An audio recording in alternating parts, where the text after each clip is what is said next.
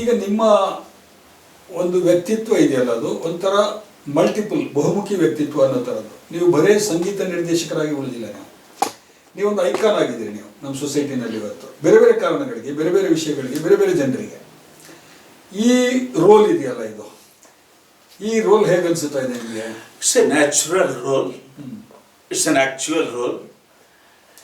ಈಗ ನಾಸ್ತಿಕನಾಗಿರ್ಬೇಕಾ ಆಸ್ತಿಕನಾಗಿರ್ಬೇಕಾ ಅನ್ನೋದೊಂದು ಸಮಾಜದ ಸಮಸ್ಯೆ. ನನಗೆ ಆ ಸಮಸ್ಯೆನೇ ಇಲ್ಲ. ನಾವು 50-50. ನಾಸ್ತಿಕನಾಗದವನು ಆಸ್ತಿಕನಾಗಕ್ಕಾಗಲ್ಲ, ಆಸ್ತಿಕನಾಗದವನು ನಾಸ್ತಿಕನಾಗಕ್ಕಾಗಲ್ಲ. ಇದು ನ್ಯಾಚುರಲ್ ಫಾರ್ಮೇಟ್ ಇದೆ ಆ್ಯಕ್ಚುಲಿ. ಈಗ ಯಾವುದೇ ಧರ್ಮದಲ್ಲಿ ಸಂಗೀತವನ್ನು ಹೊರತುಪಡಿಸಿ ಧರ್ಮವನ್ನು ನಾವು ಮಾತಾಡೋಕ್ಕಾಗುತ್ತಾ? ಮ್ಯೂಸಿಕ್ ಬಿಟ್ಟು ಯಾವ ಧರ್ಮವೂ ಇಲ್ಲ. ಆದ್ದರಿಂದ ಮ್ಯೂಸಿಕ್ನಲ್ಲಿ ನಾವಿದ್ದರೆ ಧರ್ಮವನ್ನು ಗೌರವಿಸಬೇಕು. ಧರ್ಮವನ್ನು ಗೌರವಿಸಿದರೆ ಸ್ಪಿರಿಚುಯಾಲಿಟಿನ ಮೆಚ್ಚಲೇಬೇಕು. ನಮ್ಮ ಕಾನ್ಸೆಪ್ಟ್ ಏನು? ವೈಚಾರಿಕತೆ ವಿಜ್ಞಾನಕ್ಕೆ ಮತ್ತು ಶಿಕ್ಷಣಕ್ಕೆ ಬೇಕೇ ಬೇಕು, ಬಟ್ ಬದುಕಿಗೆ ತನ್ಮಯತೆ ಬೇಕು. ಅಲ್ಲಿ ನೀವು ವೈಚಾರಿಕತೆ ಇಟ್ಕೊಂಡ್ರೆ ನಿಮ್ಮ ಪ್ರೀತಿ, ಪ್ರೇಮ, ಪ್ರಣಯ, ಬಂಧುತ್ವ, ಸಂಬಂಧ, ಸುಖ, ನೆನಪುಗಳು ಇದೆಲ್ಲ ಚೆನ್ನಾಗಿರಲ್ಲ.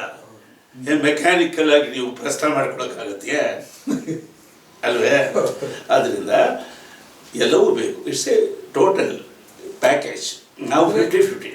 ಅಂದರೆ ಆಸ್ತಿಕತೆ ಅನ್ನೋದು ಮೂಢನಂಬಿಕೆಗಳ ಆಧಾರದ ಮೇಲೆ ಇರಬಾರ್ದು ಅಂತ ನೀವು ಹೇಳ್ತಾ ಇದ್ರೆ ಅಷ್ಟೇ. ನಂಬಿಕೆ ಅಂತ ಇದ್ರೆ ಮೂಢನಂಬಿಕೆ ಅಂದ್ರೆ ಅದರಿಂದ ಗಾಢ ನಂಬಿಕೆ ಇರುತ್ತೆ. ಗಾಢ ನಂಬಿಕೆ ಬಿಡಕ್ಕಾಗುತ್ತಾ? ನಿಮ್ಮ ತಂದೆ, ನಿಮ್ಮ ತಾತ, ಮುತ್ತಾತರ ಬಗ್ಗೆ ಮಾತಾಡ್ಬೇಕಂದ್ರೆ ಅದೊಂದು ಗಾಢ ನಂಬಿಕೆ ಆಗುತ್ತೆ. ಅವ್ರನ್ನ ಪೂಜೆ ಮಾಡೋದು, ಅವ್ರ ಎದುರಿಗೆ ಕೋಳಿ ಕುಯ್ದಿಡೋದು, ಎಂಡ ಇಡೋದು, ಅದೆಲ್ಲ ಮೌಢ್ಯ ಅನಿಸುತ್ತೆ. ನಿಮ್ಮ ಗಾಢ ನಂಬಿಕೆ ಇದ್ದೇ ಮೂಢನಂಬಿಕೆಗಳಿದ್ದೇ ಇರ್ತವೆ. ವೈಚಾರಿಕವಾಗಿ ಕಾಲಕ್ಕೆ ತಕ್ಕಂಗೆ ಯಾವ್ದು ಬೇಕೋ ಅದು ಮಾಡಬೇಕು. ಕೆಲವು ಆಚರಣೆಗಳನ್ನು ನಮ್ಮ ಮಕ್ಕಳೇ ಒಪ್ಪಲ್ಲ. ನಮ್ಮ ಅಪ್ಪನಿಗೆ ಬುದ್ಧಿ ಇಲ್ಲ ಅದೆಲ್ಲ ಮಾಡ್ತಾನೆ ಅಂತಾರೆ. ಅದೆಲ್ಲ ಜನ್ರೇಷನ್ಸು ಅದನ್ನೆಲ್ಲ ಬದಲಾವಣೆ ಕೇಳ್ತಾ ಇರುತ್ತೆ.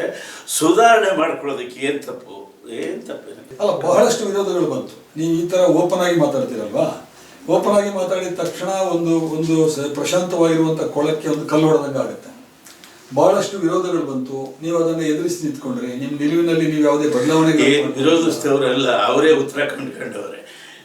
ನನ್ನನ್ನು ಹೇಗೆ ವಿರೋಧಿಸಿದ್ದಾರೆ? ಕ್ವಶನ್ ಮಾಡಿದ್ದಾರೆ.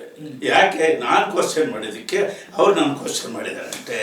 ಮಿಕ್ಕಿದ ಎಲ್ಲ ಉತ್ತರಗಳು ಎಲ್ರಿಗೂ ಗೊತ್ತಿದೆ, ಎಲ್ಲರಲ್ಲೂ ಅದು ಮನಸ್ಸಿನಲ್ಲಿ ಇದ್ದದ್ದೇ ಅದು.